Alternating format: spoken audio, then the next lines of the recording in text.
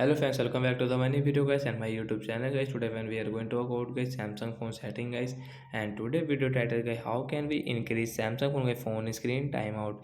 Friends, we want to increase guys your Samsung phone screen timeout guys. Your screen guys just off just second. So how can we increase this phone screen timeout today friends? I will show you. I will tell you guys. So first of all guys, we will on guys our phone setting guys.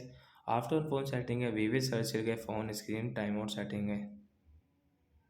So as you can see phone screen timeout guys, we will tap here and guys, we will increase from here. So guys, you can increase from here. So guys, we will click on this 10 minutes. So let's come back. So friends, phone screen timeout will increase guys after 5 7 8 9 minutes guys, your screen will not off. After 10 minutes your screen will off guys. You can check if you do not tap on your screen guys, then guys you will tap, then guys time will start again, continue. So like that guys, you can increase guys your Samsung phone screen timeout settings. So bye bye guys.